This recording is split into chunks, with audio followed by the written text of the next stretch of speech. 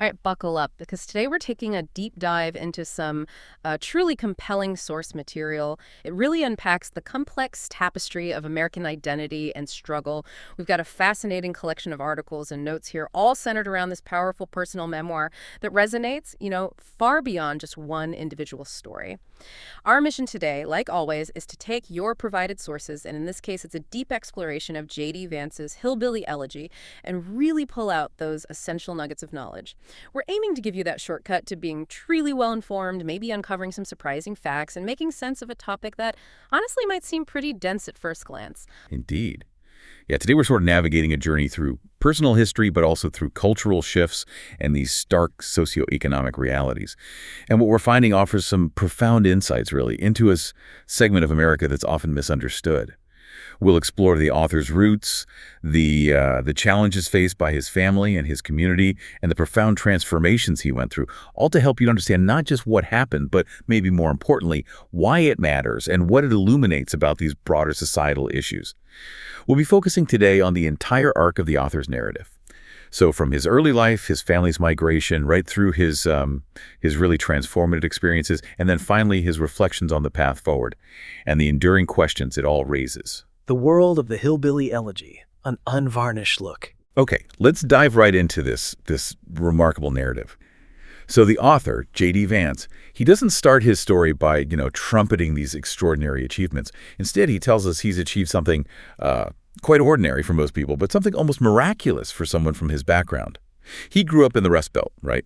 In an Ohio steel town that was, in his words, just hemorrhaging jobs and hope. Yeah. He details a really complex relationship with his parents, one of whom struggled with addiction for, nearly his entire life. His main caregivers were his grandparents, Mamaw and Pawpaw, and neither of them even finished high school. Right. And he notes that very few of his extended family members ever even made it to college. It paints a pretty vivid picture, doesn't it, of the environment he came from. It really does. And this is where Vance immediately, challenges the typical success narrative we often hear. He doesn't shy away from highlighting the grim statistics for kids like him. If you're lucky, you avoid welfare. If you're unlucky, you die of a heroin overdose. And he chillingly states this exact fate befell dozens in his hometown just in the year before he wrote the book. Wow. So the crucial underlying question, the one that really frames our whole deep dive here, is how did he achieve this ordinary success? And what does his journey tell us about the societal structures, or maybe the lack of them, that make that outcome so incredibly rare for others from similar backgrounds? Yeah. It really forces us to look beyond just individual choices, and consider the systemic forces at play. Absolutely. And this is where the story gets really, really compelling. Yeah. Vance immediately brings in this crucial ethnic component. He clarifies right off the bat that while he's white, he doesn't identify with the traditional Oasis P demographic, white Anglo-Saxon Protestant. Yeah. Instead, he aligns himself with, and this is his phrase, millions of working-class white Americans of Scots-Irish descent who have no college degree. Their history, he explains, is one defined by poverty as the family tradition, a lineage stretching from Southern slave economy day laborers to sharecroppers after the Civil War, then coal miners in Appalachia, and more recently machinists and mill workers in the industrial Midwest. Yeah. And he makes a real point of calling them neighbors, friends, and family, not using terms like hillbillies, rednecks, or white trash. It's a reframing that really humanizes this group for the reader, I think. Precisely. And that reframing, it does far more than just humanize them. It forces us, the reader, to confront these often invisible layers of white American identity.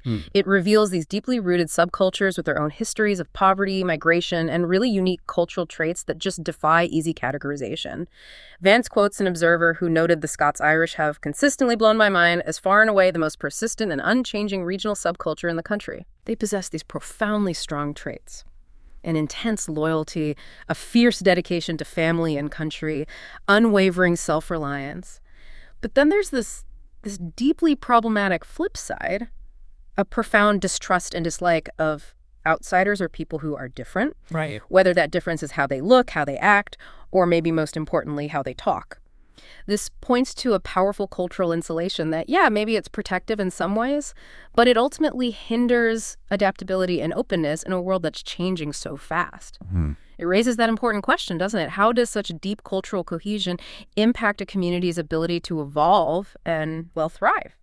So that's the Scots-Irish identity. But this story, it isn't just about who these people are. It's also profoundly shaped by where they are. Vance makes a really powerful case for how geography plays this equally significant role in defining the culture and its challenges. He points out how the Scots-Irish were deeply drawn to the Appalachian Mountains when they first landed here in the 18th century. And they created this remarkably cohesive culture, stretching all the way from Alabama up to New York. He even notes how this region, what he calls Greater Appalachia, experienced a political reorientation that actually redefined American politics after Nixon. And this geographical focus, it truly connects to the bigger picture. Vance explicitly states that his home, Greater Appalachia, is, quote, a hub of misery. Oof. Yeah, a place consistently defined by low social mobility, pervasive poverty, alarmingly high divorce rates, rampant drug addiction. This isn't just anecdotal, it's a regional pattern. This geographic lens really underscores that these issues aren't isolated incidents. They're widespread, systemic problems affecting a specific demographic struggling within a truly unique cultural and economic landscape. Yeah. It's a powerful argument that the where is just as significant as the who in understanding these deep-seated challenges. Vance really tackles a common explanation head-on here. It's an idea he admits he once held himself. This notion that economic decline alone caused all the social problems like divorce and unhappiness. Right, the simple cause and effect. Exactly. He thought it made perfect sense. No job, lots of stress, money problems that leads to other issues. But then he shares this really powerful anecdote that just shifted his perspective completely. He talks about working at a floor tile distribution business. The job paid, a decent $13 an hour, excellent health insurance, a seemingly good, stable opportunity. And he tells us about this 19-year-old colleague he calls Bob, who had a pregnant girlfriend. Bob routinely missed work, was chronically late, took these half-hour bathroom breaks, and eventually he got fired. And Bob's immediate, indignant response was, "How could you do this to me? Don't you know I've got a pregnant girlfriend?" Yeah, that anecdote about Bob really underscores Vance's central point about the underlying issues. He concludes that the problems run far deeper than macroeconomic trends and policy. He observed too many young men immune to hard work, noting that good jobs, like the one Bob had, were simply impossible to fill for any length of time with reliable employees. He watched a young man with every reason to work, a wife-to-be to support, a baby on the way, carelessly tossing aside a good job with excellent health insurance. Crazy. And crucially, Bob thought something had been done to him when he was fired. Not that he bore any responsibility for his own actions. Right. This reveals what Vance identifies as a pervasive lack of agency, a feeling of having little control over one's life, and this deeply ingrained willingness to blame everyone but oneself for personal failures. This is distinct from the larger economic landscape, and it points to a cultural problem that, in his view, increasingly encourages social decay instead of counteracting it. It's really important to note Vance's intention with this book, too. He makes it very clear this isn't an academic study. Even though he references compelling research by figures like William Julius Wilson, Charles Murray, Robert Putnam, Raj Chetty, all these people who've documented declining upward mobility in places like the Rust Belt and Appalachia. Sure. He acknowledges that many phenomena he saw exist across society. He promises to use data, but he states his primary aim is not to convince you of a documented problem. My primary aim is to tell a true story about what that problem feels like when you were born with it hanging around your neck. Exactly. And this commitment to a deeply personal yet empathetic lens is what makes this material so impactful, because it allows Vance to critique this culture of decay not as, an indictment from some ivory tower, but as a painful, self-aware reflection from someone who escaped its pull but is still grappling with its legacy. He frames it as a family memoir, a history of opportunity and upward mobility viewed through the eyes of a group of hillbillies from Appalachia. He even admits he's not an unbiased observer, acknowledging that the people in his story are deeply flawed, some attempting murder, others abusing children or drugs. Yet he stresses there are no villains in this story. There's just a ragtag band of hillbillies struggling to find their way. This internal perspective lends a credibility and an emotional truth that purely academic data, while vital, just can't fully capture. It makes his insights on agency and personal responsibility particularly resonant. He even explains he chose to leave some details exactly as they were in his memory because, quote, "I think there is something to learn in how I've organized the events in my own mind," basically inviting you, the reader, to engage with his subjective reality. Roots of Resilience and Ruin the Grandparents' Journey. Chapter 1 to 3 focus. Okay, let's turn our attention now to the real foundation of Vance's family story. His grandparents, Ma and Papa. They married as teenagers back in Jackson, Kentucky in 1947. Papa once confided in Vance that for many of his friends back then, the only option for work was in the mines. Staying in Jackson meant living on the edge of poverty, if not submerged in it. So, soon after marrying, at the remarkably young ages of 14 and 17, they made this courageous choice to uproot their young family and move to Middletown, Ohio. A small town, but it had this rapidly growing industrialized economy that promised jobs and, a new beginning.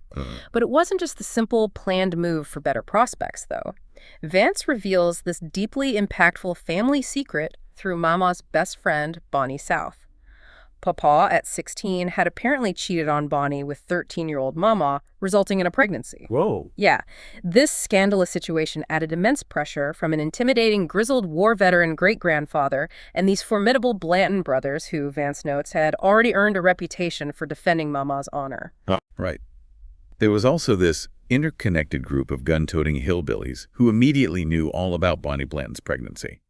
These overwhelming social pressures, combined with the immediate practical reality of another mouth to feed, pushed them to leave abruptly. First for Dayton, Ohio, before eventually settling permanently in Middletown. It paints such a vivid picture of the intense social pressures and the deeply personal consequences that shaped their foundational decision to migrate. It's a stark illustration of how desperation can fuel these life-altering choices. And this migration, as Vance describes it, it wasn't unique to Mama and Papa at all. He highlights the Hillbilly Highway, this metaphorical term that vividly captured the perception of Northerners who saw their cities and towns suddenly flooded with people like his grandparents. Right. This highway was primarily U.S. Route 23, the main artery connecting Jackson, Kentucky to Ohio. It became so ingrained in the regional consciousness that country artist Dwight Yoakam even penned a song about it called Reading, Write and Write 23, capturing that longing for a good life that they had never seen in their impoverished hometowns. And the scale of this human movement was truly staggering. It underscores its profound demographic impact. In the 1950s alone, 13 out of every 100 Kentucky residents migrated out of the state. 13%. Yeah. And some areas like Harlan County lost a shocking 30% of its population. By 1960, a full million of Ohio's 10 million residents had been born in Kentucky, West Virginia, or Tennessee, and that's not even counting their children or grandchildren, who Vance emphasizes were Hill people to the core. Wow. This mass movement created entirely new communities in the industrial Midwest, where, as one study noted, migration did not so much destroy neighborhoods and families as transport them. These migrants found themselves in a situation that was both new, because they were cut off from the extended Appalachian support network, and yet profoundly familiar, because they were still surrounded by hillbillies in their new towns. Yeah. It was a transplantation, really, not a true assimilation for many of them. You might think, okay, moving for a better life, that should be straightforward. But Vance details how Mama and Papa struggled in their new life for decades. There was this remarkable stigma attached to people who left the hills of Kentucky for the perceived greener pastures of Ohio. And this stigma came fiercely from those back home who accused them of being too big for your britches for abandoning their families and traditions. They were expected to return constantly, sometimes driving these grueling 20-hour round trips on consecutive weekends just to maintain those deep connections. And what's truly fascinating here is that the stigma came not just from home, but from both directions. Many of their new neighbors, the established white Ohioans, viewed them with deep suspicion and prejudice. Vance tells us these Appalachian migrants had too many children and welcomed extended families into their homes for too long, disrupting established suburban norms. This ties into a fascinating sociological concept called racialness. Racialness. Yeah, it doesn't mean they weren't white. It means they're distinct cultural markers.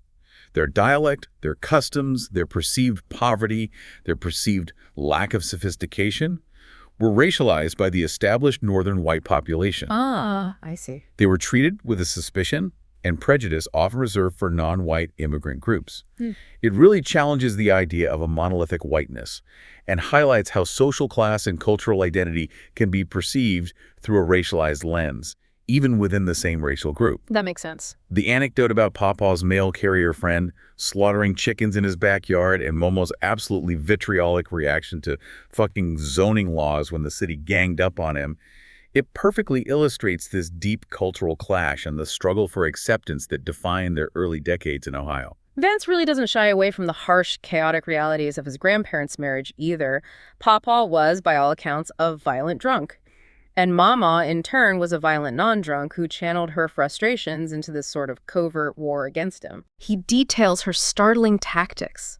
Cutting his pants with scissors so they'd burst at the seam in public, stealing his wallet and hiding it in the oven, or preparing plates of fresh garbage for him when he dared to demand dinner. Oh my gosh. And we even hear the vivid, unforgettable account of the time Mamaw, in a fit of rage, hurled a flower vase, hitting Papa right between the eyes and splitting his forehead open.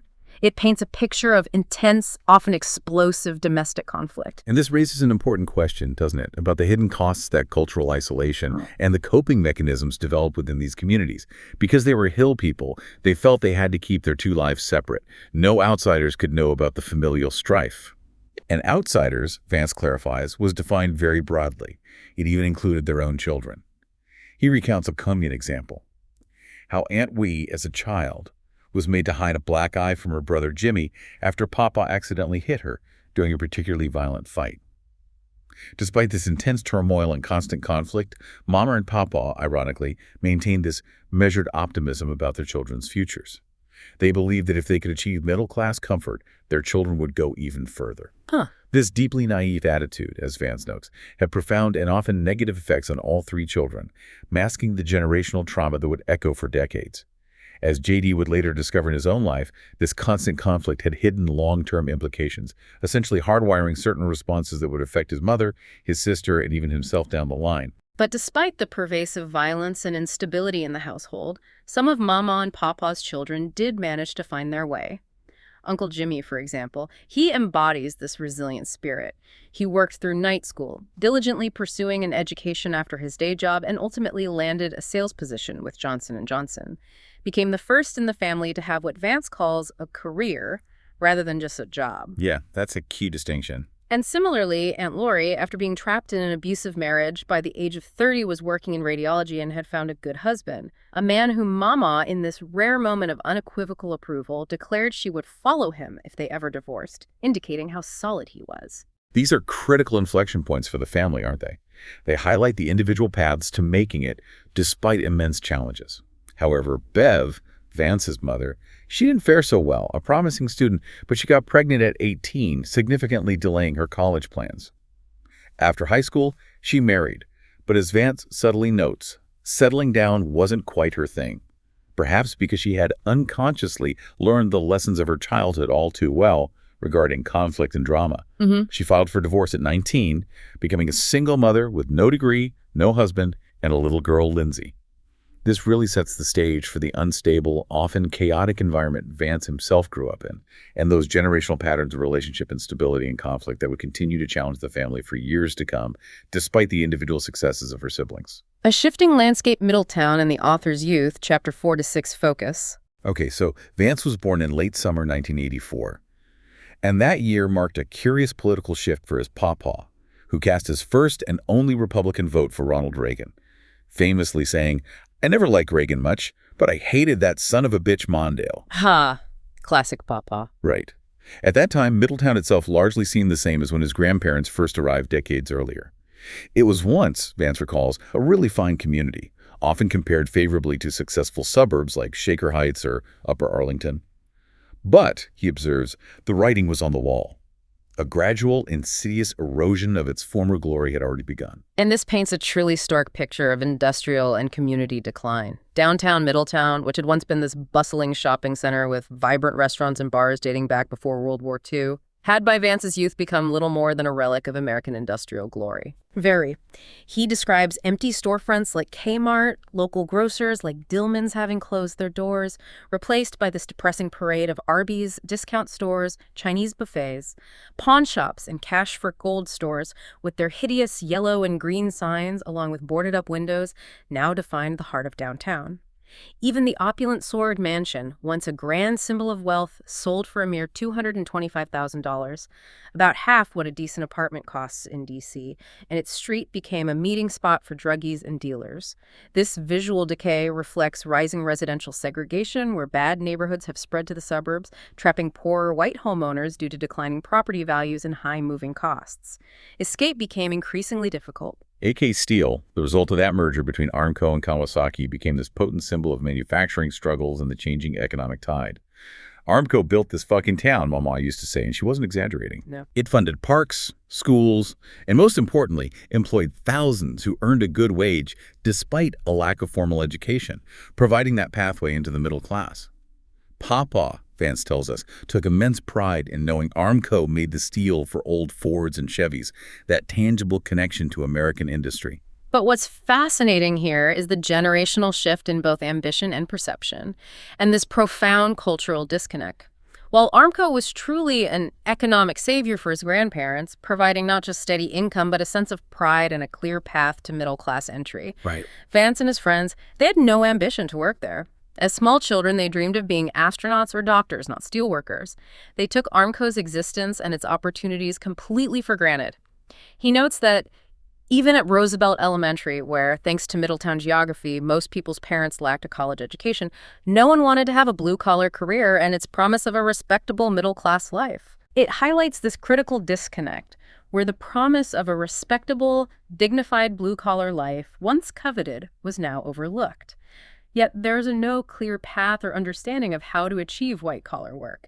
It's almost like they were caught between a fading past and this unmapped future. And in Middletown, Vance notes, there was no sense that failing to achieve higher education would bring shame. The message wasn't explicitly stated, but it was all around us, like the air we breathed. No one in our families had gone to college. Older friends were content to stay in the area, and everyone knew at least one young adult who was underemployed or didn't have a job at all. Yeah. Parents often didn't push for grades. Vance overheard remarks like, well, maybe she's just not that great at fractions, just sort of accepting mediocrity. And this raises a critical question about the underlying beliefs shaping educational outcomes, doesn't it? Vance identifies this pervasive belief that those who make it are either lucky, meaning they come from wealthy families with connections, or meritocratic, implying they were simply born with brains and couldn't fail if they tried. Right, like it's predetermined. Exactly. In this worldview, hard work doesn't matter as much as raw talent.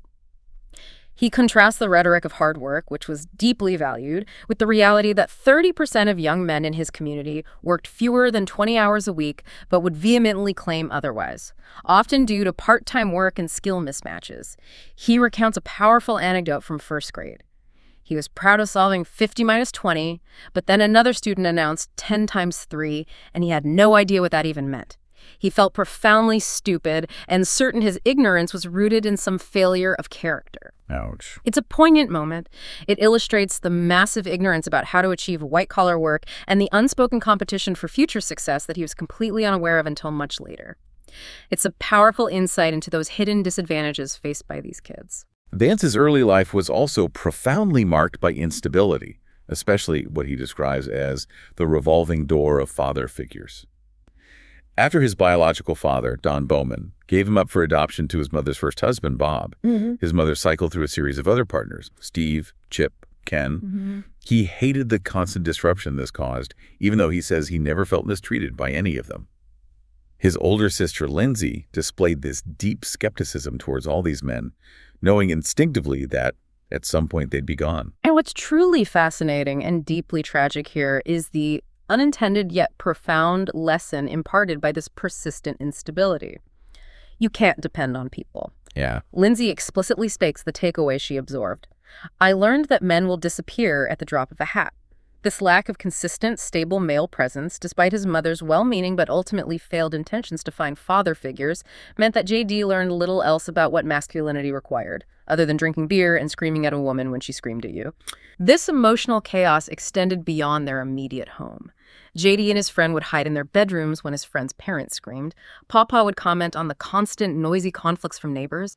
Vance notes chillingly that after a while you didn't even notice it just became normalized disorder. He eventually found himself drawn to the drama, feeling an anticipatory race of his heart like it was a sort of drug. This habituation to chaos would have profound implications for his own relationships later in life, and it really foreshadows the later discussion of adverse childhood experiences, or ACEs. Interestingly, Vance's biological father, John Bowman, he re-entered his life. Don was what Mamaw dismissively referred to as a holy roller, Pentecostal Christian. She described them as those who handled snakes and screamed and wailed in church. Right. This introduced J.D. to an entirely new religious world, one that offered a certain, maybe jarring serenity in stark contrast to his often chaotic home life. And this raises an important question about the complex, often paradoxical role of faith in these communities. Despite Appalachia's strong reputation for clinging to religion, active church attendance is often surprisingly low. Vance notes that the only conservative Protestants he knew who attended church regularly were his biological dad and his family, and that people often lied about church attendance due to intense cultural pressure. Yet his dad's church offered critical, tangible assistance that deeply benefited its members. A robust community of support for alcoholics, free homes with job training for expectant mothers, direct job connections, vital financial help when needed. They even purchased a used car for his family. It highlights the significant disconnect between the perception of religiosity, often seen as just superficial adherence, and its powerful practical application within a struggling community. It provided a safety net that formal social services sometimes failed to deliver. Vance eventually learned that his adoption by Bob was profoundly traumatic for his biological father, Don. Don claimed he hired multiple lawyers and did everything in his power to keep him. He only gave up the fight when the bitter custody war was destroying young J.D., who was apparently hiding under beds during visitations just to escape the tension. Oh, man. Yeah. Dad said he ultimately asked God for 3 signs that adoption was truly in J.D.'s best interest, portraying his decision as divinely guided. And this helps us understand the author's complex, evolving relationship with his faith. He initially became this devoted convert to his biological father's church, eagerly devouring young Earth creationism books, challenging evolution even in an act of zealous piety, throwing away his Black Sabbath CDs. Oh. Right. However, this theology, while providing structure, also promoted a certain segregation from the outside world, fostering a deep mistrust of secular science, other Christian denominations, and society at large. He describes feeling persecuted by what his church perceived as a war on Christmas. And he experienced intense fear when a fire and brimstone preacher implied his close friendship with his male friend Bill meant he was gay and going to hell. This illustrates how a faith intended to offer community and support could, paradoxically, create profound division and internal conflict, sowing the seeds for an outright rejection of the Christian faith later in his life, as morality was defined by not participating in this or that particular social malady: the gay agenda, evolutionary theory, Clintonian liberalism, or extramarital sex. Yeah. It was a faith that demanded conformity and fostered suspicion rather than open inquiry. The Crucible of Loss and Growth, chapters 7-9 focus. Okay, so in the fall after Vance turned 13, a really pivotal moment occurred. His grandfather, Pawpaw, died unexpectedly. Pawpaw was this man of remarkable contradictions. Gruff and grouchy on the surface, yet never one to turn down a hug, he'd painstakingly fix Lindsay's wrecked cars just so she didn't feel like she came from nothing. And he instilled in J.D. that the measure of a man is how he treats the women in his family, often showing a mean streak if J.D. lost his temper with them. His passing just left this profound void. And what's truly fascinating here is how Pawpaw's death served as a profound catalyst, specifically for his mother's battle with addiction. Vance describes Mom's behavior just spiraling dramatically after her father's passing. She'd begun taking prescription narcotics earlier, but Pawpaw's death, as Vance puts it, turned a semi-functioning addict into a woman unable to follow the basic norms of adult behavior. He recounts these chilling scenes. Mom, in just a bath towel, screaming vile insults at Matt, Lindsay, and a friend, fighting violently with police, leaving blood on the porch from a wrist-cutting attempt. Pawpaw's absence and Mom's subsequent stint in rehab, which they called the Sit House, the Cincinnati Center for Addiction Treatment, left Mamaw, who had spent decades managing crises from poverty to abuse to raise 2 teenage grandchildren. Oh, wow. The burden she now felt was twice as heavy. It highlights the profound ripple effect of individual loss within these already vulnerable and unstable family structures. Vance describes his visits to the CTAT House, the Cincinnati Center for Addiction Treatment, as exposing him to the grim underworld of American addiction.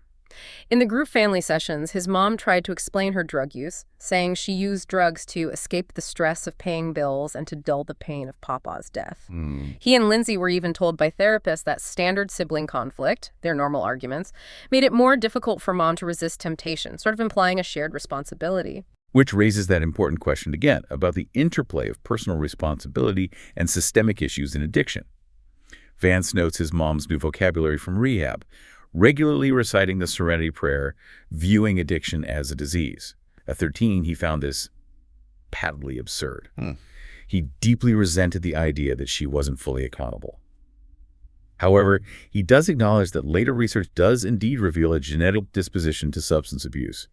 Even if he still believes that viewing addiction solely as a disease can sometimes reduce the inclination to actively resist it. Right. His mother's chiding, "I'm your mother, not her," when their bond with Mamaw grew too close, vividly illustrates the complex emotional dynamics in families dealing with addiction and recovery, where the lines of support, blame, and responsibility just become deeply blurred and fraught with tension. So with Papa gone and Mom in rehab, Vance recalls that he began to feel myself a burden to Mamaw, whose life had already been this constant struggle. The situation really came to a head when Mom announced he'd be moving in with her new boyfriend, Matt, in Dayton, a significant 45 minutes away from Mamaw. He adamantly refused. He feared losing his safety valve, Mamaw's house, which, despite its own issues, had always offered a refuge from the worst of the chaos with his mother. And this brings us to a truly crucial turning point in Vance's life. A moment that fundamentally shifted his trajectory. Initially, a therapist sided with Mom, criticizing JD for screaming at his mother, until JD apparently offered an hour-long summary of his entire chaotic life story. Wow. Yeah. The therapist then agreed he should live with his biological dad. However, Vance knew living with Mamaw came with a lot of guilt and this weariness she wore like a dark piece of clothing, this visible burden. His temporary move to his dad's, while initially offering a boring evening serenity he craved, still had him on guard, fearing judgment about his interests. Ultimately, he returned to Mamaw's, and this arrangement was solidified after a dramatic incident where Mom demanded clean urine for a drug test. He exploded at both Mom and Mamaw for enabling her addiction, but ultimately relented, choosing Mamaw, believing in her eternal hope and her willingness to forgive. This entire sequence highlights the often unseen emotional labor and the difficult self-sacrificing choices made within these families to provide even a fragile semblance of stability for their children, a stability that often comes at a really high personal cost. So living permanently with Mamaw, Vance describes her as a hard woman to live with, quick-witted and sharp-tongued. Her rules were refreshingly simple and direct. Get good grades, get a job, and get off your ass and help me. Love it. Right. She didn't mince words, often calling him a lazy piece of shit or shit for brains when he needed a kick. Yet despite the gruff exterior, they shared a lot of fun. She clearly had a much bigger bark than bite, with him at least, and loved scaring him with murder mysteries. And what's truly fascinating here is what Vance describes as Maw's genius, as a mentor and parent, despite her unconventional methods. Living with her full-time allowed him to begin understanding her complexities, like her profound falling out with her sister over the Kentucky house, a dispute driven by Maw's deep fear that without a family home base, her children and grandchildren would have nowhere to stay, just cut adrift. He also witnessed her profound, undeniable love for children, despite her rough exterior, laughing as her young cousins repeated her favorite curse words, "son of a bitch," and her never turning down an opportunity to spend time with those babies. Despite her own severe health issues, emphysema, a broken hip, an unnecessary back surgery that left her in pain, she relentlessly impressed upon him the direct connection between hard work and desired outcomes. If you want the sort of work where you can spend the weekends with your family, you've got to go to college and make something of yourself. This shows a clear pathway to aspiration, delivered in an uncompromising yet deeply loving way, which ultimately resonated deeply with Vance and set him on a different trajectory. Mamaw's insistence on hard work immediately manifested as a demand for him to get a job. So Vance became a cashier at Dillman's, a local grocery store. This experience, he says, unintentionally turned him into an amateur sociologist. Right. He observed the frenetic stress of poor customers who bought pre-cooked food with food stamps, a detail that stuck with him. He also resented the store owners who allowed wealthy local families to run grocery tabs, but considered his people working-class residents as less trustworthy. And this is where Vance's personal experience truly gains depth, connecting individual observations to broader social policy and the raw, often conflicting feelings of the working class. He recounts specific, jarring observations. Welfare recipients buying 24 packs of soda with food stamps and then selling them at a steep discount for cash. Or ringing up orders separately to buy alcohol with cash. This fueled his profound resentment. Our drug addict neighbor would buy T-bone steaks, which I was too poor to buy for myself, but was forced by Uncle Sam to buy for someone else. Mamaw's views on government assistance were, as Vance describes, bizarre, fluctuating wildly between blasting the government for doing too much, she's a lazy whore but she wouldn't be if she was forced to get a job, and simultaneously too little, lamenting the lack of drug treatment facilities or the failure of school improvement taxes. Right, that contradiction. Exactly. It illustrates this deeply conflicted worldview that many in these communities share, grappling with the tension between individual responsibility and systemic failures, all wrapped in a profound mistrust of those perceived as other, whether that's the government or those they see as getting something for nothing. Vance notes that during high school, his sort of burgeoning sociological interest led him to consumed books about social policy and the working poor. William Julius Wilson's The Truly Disadvantaged struck a nerve, powerfully resonating with his lived experience of factories closing and communities of poor people being left behind. Charles Murray's Losing Ground, which critiqued the welfare state and explored social decay, also resonated with him. And what's truly fascinating here is the author's profound aha moment, which transcended racial lines. Both books, he notes, were explicitly about Black people in the inner cities, yet Vance felt they could have been written about hillbillies. This highlights a shared experience of systemic disadvantage and community breakdown that, despite different racial and geographic contexts, produces remarkably similar outcomes: declining economic opportunity, family instability, social pathologies. He concludes that no single book or expert or field could fully explain the problems of hillbillies in modern America. Our elegy is a sociological one, yes, but it is also about psychology and community and culture and faith. This expansive, multifaceted view of interconnected problems is crucial for understanding the true depth of the challenges discussed, acknowledging that the issues are deeply rooted in this complex web of factors, not just economics or race alone. Vance brings the reality of his community to life through this disturbing anecdote of his neighbor Patty. She was found popless, stoned, and unconscious on her couch with an overflowing bathtub, ruining possessions on the floor below. Oh, man. He calls this truly irrational behavior and observes a pattern where people spend our way into the poorhouse, buying giant TVs and iPads, using high-interest credit cards and payday loans, and then routinely declaring bankruptcy. And this raises that critical question about self-sabotage and the culture of decay Vance identifies, going beyond just simple financial mismanagement. He points out a pervasive attitude. Thrift is inimical to our being. We spend to pretend that we're upper class. He describes homes as chaotic messes, characterized by constant screaming, yelling, physical fighting, often exacerbated by pervasive drug use, which frequently leads to police intervention and children going into foster care. Education inevitably suffers in such environments, with kids performing poorly because they don't have the tools like peace and quiet at home to succeed. This portrays a self-defeating cycle of behavior and a profound lack of agency that runs counter to conventional understandings of poverty, where people are often seen primarily as victims of external forces. Vance starkly notes that for many, the reason we're not working is some perceived unfairness. Obama shut down the coal mines, or all the jobs went to the Chinese. These are the lies we tell ourselves to solve the cognitive dissonance. Right, that internal conflict. Exactly. That painful psychological tension that arises when holding two conflicting beliefs or when actions don't align with values. In this case, it's the clash between the deeply ingrained value of hard work and the disheartening reality of unemployment or underemployment. To resolve that discomfort, people rationalize or blame external factors rather than confronting the complex personal and cultural factors that might also be at play. Forging a new path, military college, and the outside world. Chapter 10 to 12 focus. Okay, so Vance's high school record was, by his own admission, pretty abysmal. Dozens of absences, C's in easy classes. He saw college as this distant, unattainable dream. He feared the crushing debt and believed he simply lacked grit. It was his cousin Rachel, a Marine Corps veteran, who offered this blunt but impactful piece of advice. They'll whip your ass into shape. Though profoundly frightened by the prospect of military service, he felt he had no other choice. It was college, nothing, or the Marines. And he explicitly states his greatest fear wasn't dying in Iraq or failing as a Marine, but that Mamaw wouldn't survive my time in the Marines while he was away. And this highlights a truly crucial pivot point in his life, doesn't it? A conscious, deliberate act of self-recreation. His decision to enlist, especially after 9/11 and with the Iraq crisis rapidly escalating into war, was multifaceted.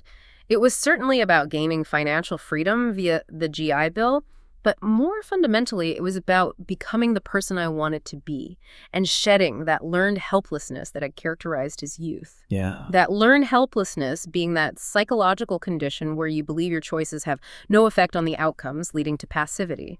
This act of self-improvement, even with the immense personal cost of leaving a mama and fearing she wouldn't be there when you returned, signals this deep longing for structure, purpose, and self-belief that his unstable youth simply couldn't provide. Right. It was a leap of faith into a disciplined, transformative environment. Boot camp, as Vance vividly describes it, was a barrage of challenges designed to systematically strip recruits down and rebuild them.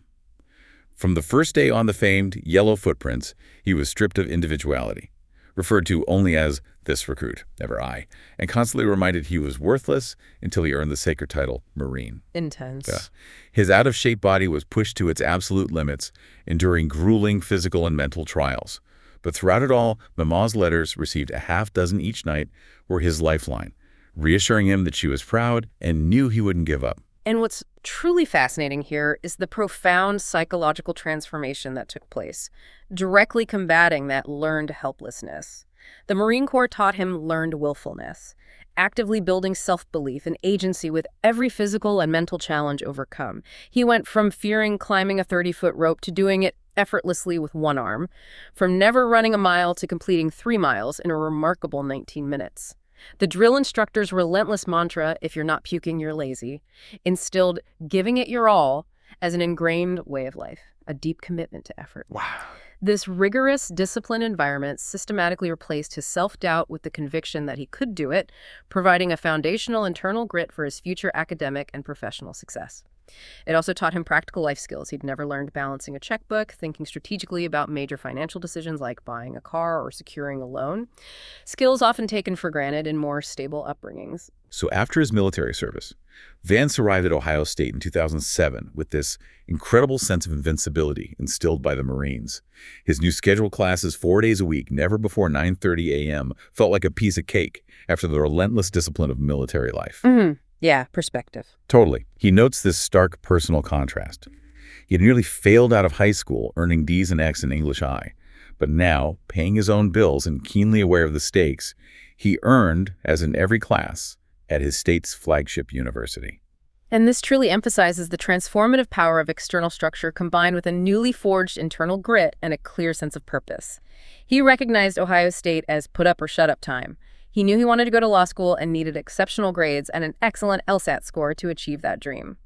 Despite a challenging schedule juggling multiple jobs, including one at the Ohio State House that he loved but eventually dropped for better pay, he embraced it all with fierce determination. He highlights the profound shift. After so many years of fearing my own future, I felt completely in control of my destiny in a way that I never had before. Amazing. The Marine Corps had fundamentally reshaped his expectations for himself and equipped him with the discipline and self-belief to meet them, turning a high school underachiever into a top university student. While the GI Bill covered a significant chunk of his Ohio State education, Vance still needed to cover about $20,000 of expenses annually. This financial imperative led to his taking multiple jobs, including an SAT tutor position paying an incredible $18 an hour. He even made the pragmatic decision to drop a job he genuinely loved at the Ohio Senate because it simply paid less than tutoring. And what's fascinating here is Vance's practical, nuanced understanding of what he calls the shadow economy and the often misunderstood financial realities of working-class individuals. He recounts observing the intense debate in the Ohio Senate about curbing payday lending, with his own senator vehemently opposing it. To many legislators, payday lenders were seen as predatory sharks, exploiting the vulnerable. But to Vance, they solved important financial problems for people with awful credit, allowing him, for example, to avoid a significant overdraft fee on his bank account with a 3-day loan that cost only a few dollars of interest. Interesting. interesting perspective. It highlights this critical disconnect. Powerful people sometimes do things to help people like me without really understanding people like me. He emphasizes that at that stage of his life, immediate money and financial freedom were prioritized over rewarding work or abstract notions of good jobs, a choice born out of necessity, not a lack of ambition. Vance initially didn't even apply to elite institutions like Yale, Harvard, or Stanford, believing he had no chance and operating under this naive assumption that all lawyers get good jobs regardless of where they went to school. Right. It wasn't until a friend revealed a law school graduate busing tables that he reconsidered the elite schools as a path to actual opportunity. When he was finally accepted to Yale Law, he was, as you can imagine, ecstatic. And this is where Vance truly becomes an anomaly, right? A fish out of water in the most elite of ponds. Yale Law School, he describes, was like nerd Hollywood, a place where Tony Blair spoke to dozens of students, and you might casually bump into Governor George Pataki in the hallway. He felt like an awestruck tourist in a world of immense, casually displayed privilege he was entirely unaccustomed to. He recounts a student survey showing over 95% of Yale Law students were upper middle class or higher. He was neither, and felt vividly like his spaceship had crashed in Oz. He notes the subtle yet powerful differences in social expectations and ingrained habits. At a chicken joint, when a table was messy, only he and another classmate from a poorer background instinctively helped clean up. He contrasts people casually calling a surgeon mother and engineer father middle class, while he watched students worry that a $160,000 first-year salary won't be enough to live comfortably. Yikes. It underscores this profound class divide that went far beyond mere income, highlighting deeply ingrained cultural norms, assumptions, and a casual confidence that was completely alien to him. Yale Law truly opened up what Vance calls a system that lay hidden to most of my kind. He experienced the fall interview program, or FIP, this marathon week of dinners, cocktail hours, and interviews, where six-figure salaries were almost unbelievably being handed to students. He came to the stark realization that successful people are playing an entirely different game, where they network, having uncles call old college buddies, and parents tell them how to dress, what to say, and whom to schmooze. This was a world of unspoken rules he'd never encountered. And this raises that critical question. What is the true nature of opportunity beyond individual talent or sheer hard work? Vance defines what he discovered as social capital, the networks of people and institutions that provide economic value, connecting you to the right people and imparting valuable information not found in textbooks. Right, the hidden curriculum. Exactly. He learned the hard way in an interview when, trying to be relatable, he jokingly said the pay wasn't bad and the interviewer looked at him like I had three eyes, signaling a major cultural misstep. He also describes the intense, almost secretive preparation for the prestigious Yale Law Journal writing competition and how his professor, Amy Chua, provided million-dollar advice about its true utility, saying, journal membership is useful if you want to work for a judge or if you want to be an academic. Otherwise, it's a waste. Wow. This demonstrates how a lack of social capital leaves individuals like him running life's race with a major handicap, highlighting that hidden curriculum of success that is often invisible to those outside elite circles. He explicitly lists practical things he didn't know: wearing a suit to an interview, understanding that pleather and leather were different substances, or even that finance was an industry that people worked in. Yeah. These are just details. They are fundamental pieces of cultural literacy that his background simply didn't provide. For much of his first year at Yale, Vance says he reveled in being the only big Marine with a Southern twang, this unique identity.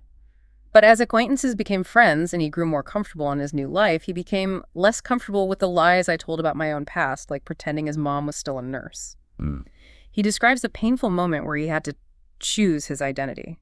Encountering a stranger in a Walmart wearing a Yale t-shirt who mentioned her nephew went there, he instinctively lied, "No, I don't go to Yale, but my girlfriend does," just to avoid feeling like a traitor to his origins. And this illustrates that deep, often agonizing inner conflict inspired by rapid upward mobility. He describes the profound discomfort of his new life, where almost everything about your old life becomes unfashionable at best or unhealthy at worst. He gives that poignant example. Cracker Barrel, which for him was once the height of fine dining and a treat, transformed into a greasy public health crisis in the eyes of his Yale friends. Right. This reveals the immense personal cost of straddling two such disparate worlds, where achieving success can feel like a profound betrayal of one's roots and identity. The struggle to reconcile his past with his present and the feeling of being an outsider in both worlds, too hillbilly for Yale, too Yale for Middletown, is a poignant and central element of his journey, leaving him in this kind of cultural limbo. Understanding the deep wounds, trauma, and its legacy, Chapter 14 focus. Okay, so during his second year of law school, Vance found himself in this really distressing pattern, fighting with his girlfriend Usha in the very same hateful, volatile ways his mother had with her various partners. He was gripped by the terrifying thought that he was becoming the monster he had often perceived his mother to be. He tentatively tried therapy, found it too weird, but then, driven by this desperate need for answers, he went to the library and made a pivotal discovery. Adverse childhood experiences, or ACDs. Yeah. These are, as he explains, traumatic childhood events whose consequences reach far into adulthood, and they needn't be just physical trauma. And this provides a truly powerful scientific framework for understanding the deep-seated issues that shaped not just his family, but so many others in similar communities. He lists the common ACEs experienced in his own family: being sworn at, pushed, a family lacking emotional support, having separated or divorced parents, living with an alcoholic or drug user, living with someone depressed or suicidal, witnessing physical abuse. He notes that ACEs are far more common in his demographic. Over half of working-class people experienced at least one ACE, and about 40% had multiple ACEs, compared to just 29% for the non-working class. Wow, that's a huge difference. It is. His family's ACE scores Aunt Wee a staggering 7, JD and Lindsay a 6, Usha and her brother Dan vividly highlight this disparity. It fundamentally shifted his perspective on what was normal. He realized that the weird people were not necessarily those who had experienced trauma, but rather those who hadn't. The consequences of accumulating multiple ACEs are incredibly far-reaching, aren't they? Affecting both mental and physical health. Vance explains they're linked to anxiety, depression, heart disease, obesity, certain cancers, chronic underperformance in school, and significant relationship instability as adults. Even something seemingly less severe, like excessive shouting, he notes, can profoundly damage a child's fundamental sense of security and contribute to mental health issues later in life. And what's fascinating here is a scientific explanation for the physiological impact of chronic stress, often referred to as toxic stress. Harvard pediatricians have found that constant stress can actually change the chemistry of a child's brain. The fight-or-flight response, triggered by stress hormones like cortisol, it's useful for a bear in the forest when facing immediate danger. But it becomes profoundly destructive when that bear comes home from the bar every night. Meaning, when the source of stress is chronic and inescapable within the home. Right. For kids like Vance, the part of the brain dealing with stress is always activated, the switch flipped indefinitely. They become hardwired for conflict, and crucially, that wiring remains, even when there's no more conflict to be had. Wow. This sheds a compassionate yet firm light on the often irrational self-sabotaging behaviors discussed earlier, providing a deeper understanding of how early trauma can literally dictate adult reactions and relationship patterns, even without conscious awareness. Vance notes that American working-class families experience a level of instability unseen elsewhere in the world. He points directly to his mother's revolving door of father figures as a prime example, noting the alarming statistic that in the U.S., 8.2% of children are exposed to 3 or more maternal partners by age 15, compared to just 0.5% in France and 2.6% in Sweden. Yeah, that's stark. And it raises an important question. How does this pervasive instability perpetuate itself across generations? Sociologists have found that children experiencing multiple family structure transitions may fare worse developmentally, struggling with attachment, identity, trust. Vance's intimate conversations with Aunt Wee and Lindsay reveal how they, too, were hardwired for conflict by their upbringing. Aunt Wee, despite a stable marriage, admitted she would even brace myself for a big argument with her husband, anticipating conflict even when none was present. And Lindsay, in her own relationships, confessed she would insult him and tell him to do what I knew he wanted to do anyway, leave. This chillingly demonstrates how learned behaviors from childhood trauma can persist into adult relationships, making even potentially healthy connections a battleground, as the deeply ingrained instinct to fight or flee remains perpetually active. The cycle of instability becomes self-fulfilling. For Vance, though, the breakthrough of understanding his past and recognizing the impact of ACEs gave him hope and fortitude. He realized he wasn't doomed to repeat his family's patterns. The best medicine was talking about it with the people who understood, his sister and Aunt Wee. Yeah. He came to a profound personal insight. He mistrusted apologies and used words as weapons in arguments because that's what everyone around me did. I did it to survive. And what's fascinating here is the profound personal insight he gains and the critical distinction he makes for healing and growth. He tried to understand his mother's struggles more empathetically, recalling Papa's tearful lament, "I failed her, I failed my baby girl." While Mom isn't a villain and tried desperately to be a good mother in her own way, Vance crucially concludes that no person's childhood gives him or her a perpetual moral get-out-of-jail-free card. Right. That's key. It is. It's a crucial distinction between understanding root causes and absolving personal responsibility. It emphasizes that while circumstances profoundly shape us, we ultimately retain agency over our actions and choices in adulthood. This self-awareness becomes the first step toward breaking destructive cycles. As he approached the end of law school, though, a new, painful chapter unfolded. Lindsay called to tell him their mom had taken to a new drug, heroin. Yeah.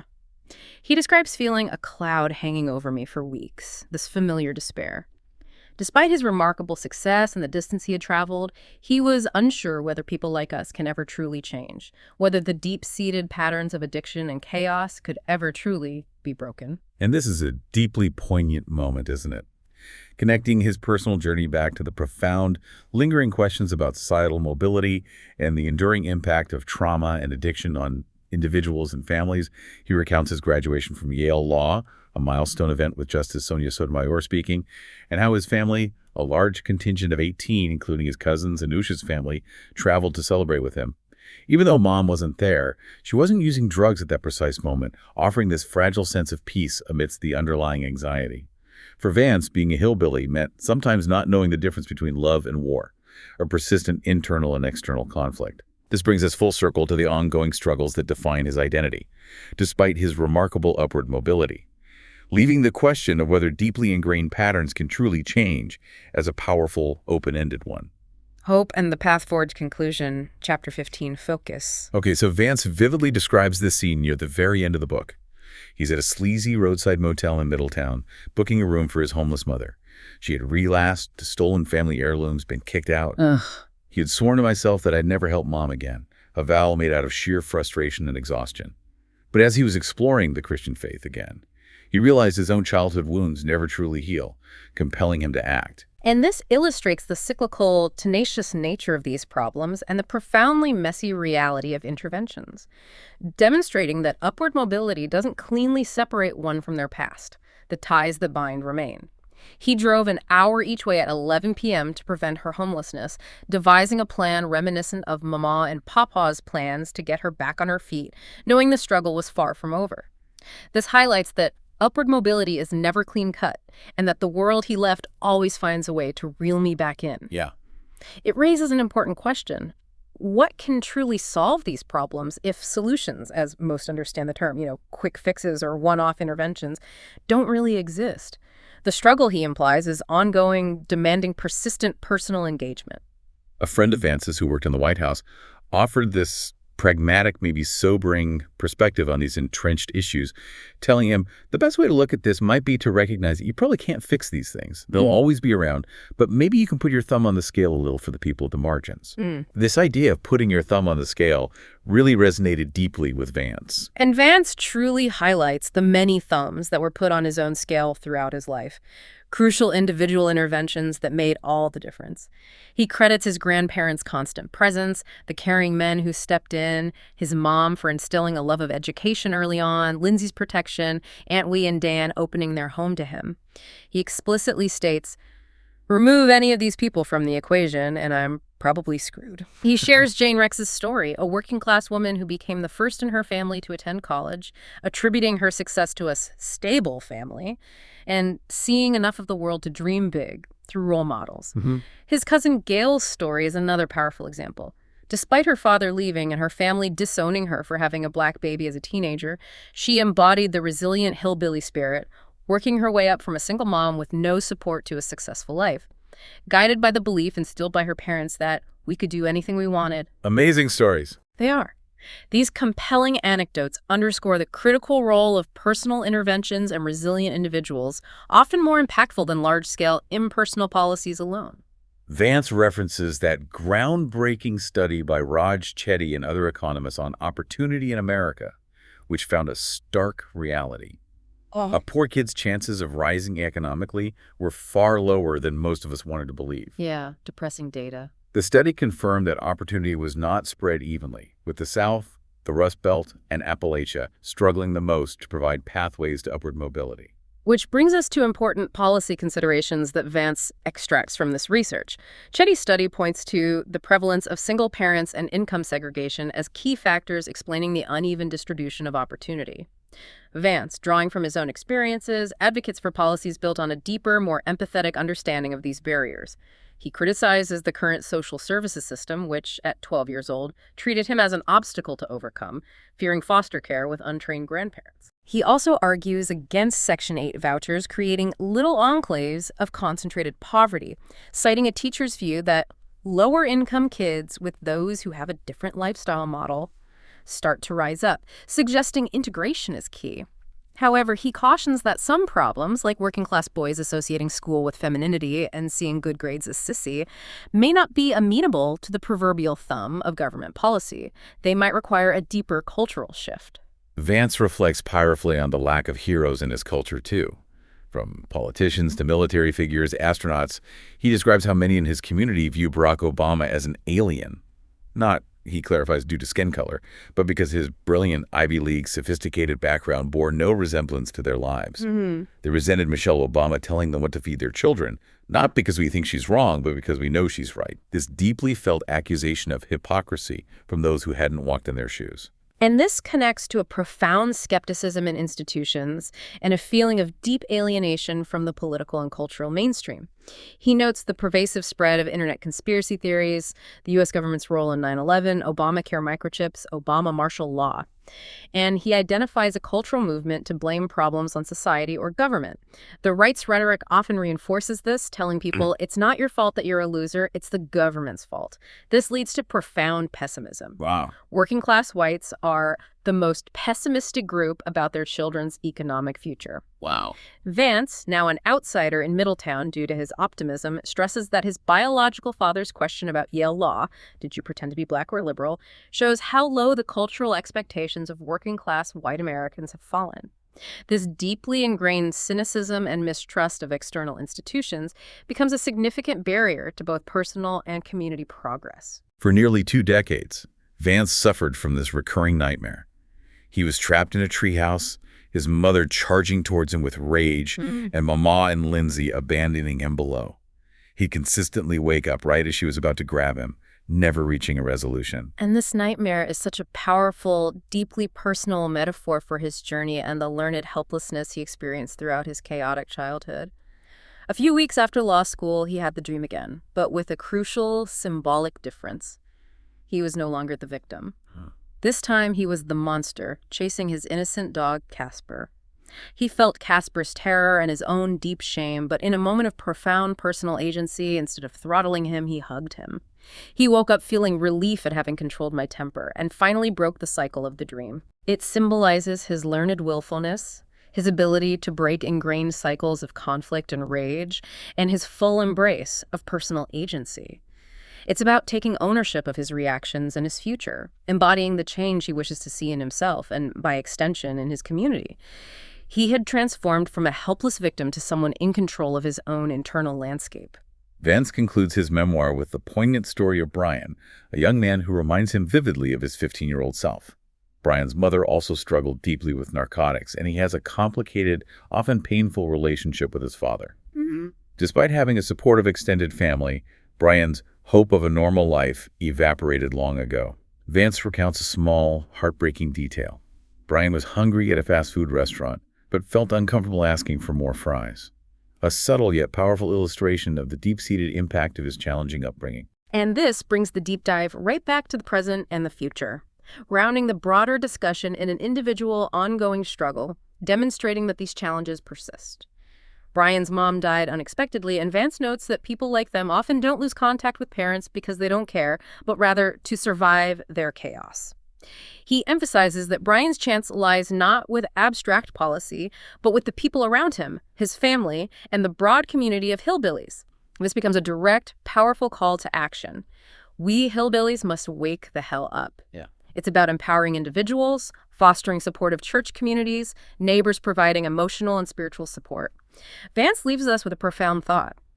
We don't need to live like the elites of California, New York, or Washington, D.C. We do need to create a space for the JDs and Bryans of the world to have a chance. He asserts that true progress starts when we stop blaming Obama or Bush or faceless companies and ask ourselves what we can do to make things better, pointing firmly to internal community solutions and personal responsibility as the path forward.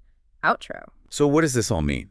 Our deep dive into J.D. Vance's Hillbilly Elegy really shows us that understanding complex societal challenges, it requires looking beyond just simplistic economic explanation. Absolutely. It's about recognizing the deep cultural forces, the profound psychological impact of childhood trauma, and the absolutely crucial role of personal relationships and social capital in navigating a path towards a different future.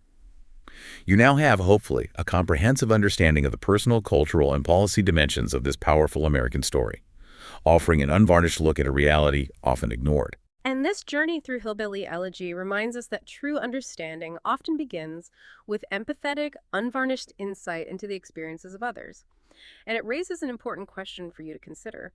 In your own life or community, where might unseen cultural or personal factors be subtly holding people back, even amidst perceived opportunities? And how might a deeper, more empathetic understanding of those underlying dynamics shift our collective approach to supporting individuals and fostering meaningful, lasting change? The path to a better future, for individuals and communities alike, often starts not with grand policy, but with a willingness to look inward and act on the insights gained.